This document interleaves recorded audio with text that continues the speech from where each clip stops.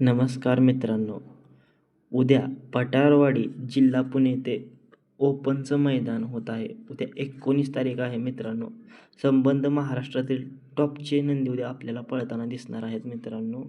तर चला पाहूया उद्याच्या मैदानामध्ये बकासूरच्या धावणीतील कोणकोणते नंदी पळणार आहेत. तुम्हाला माहीतच आहे बकासूरची धावण ही हिंद केसरी धावण आहे. त्यानं स्वतःच्या कर्तृत्वावरती बनवलेली ही हिंद केसरीची धावण आहे.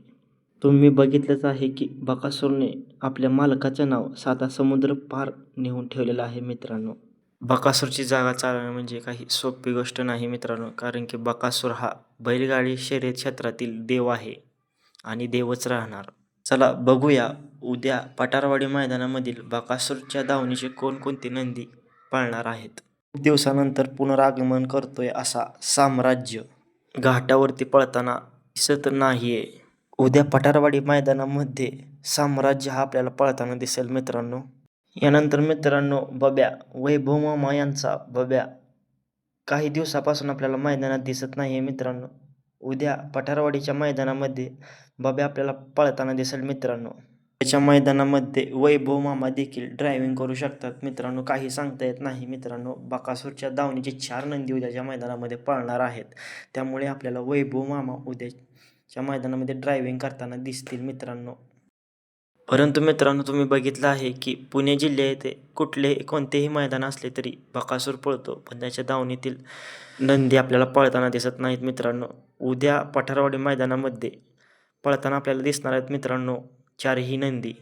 मित्रांनो उद्याच्या मैदानामध्ये वैभव मामा व मोहिल शेठ धुमाळ व संतोष साळुंखे यांची नवीन खरेदी आपल्याला पळताना दिसेल मित्रांनो. वादळचं स्पीड काय आहे हे संबंध महाराष्ट्राला माहीत आहे मित्रांनो. वादळने कोरेगाव मैदानामध्ये गुलाल घेतला होता मित्रांनो. तेव्हापासून आजपर्यंत वादळ हा संघर्ष करतोय मित्रांनो. उद्याच्या पठारवाडी मैदानामध्ये देखील मित्रांनो वादळ असा मोठासा कमबॅक करू शकतो.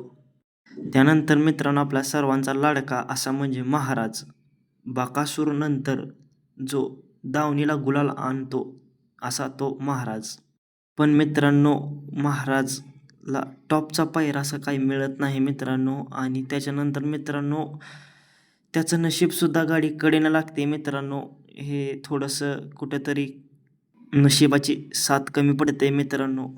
असू द्या मित्रांनो, हे बैलगाडीचं शर्यत क्षेत्र आहे, हारजीत होतच राहते.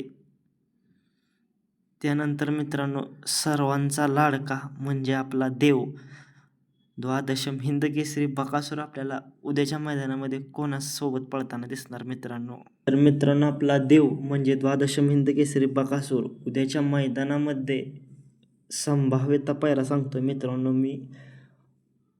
वादळ किंवा घरणीकरांचा राजा याच्यासोबत पळू शकतो बकासूर आपला. तर मित्रांनो उद्याच्या पठारवाडीच्या मैदानामधील सर्व अपडेट आपल्या चॅनलवरती येत राहतील. त्यासाठी आपल्या चॅनलला सबस्क्राईब करा, लाईक करा आणि व्हिडिओ शेअर करा. धन्यवाद.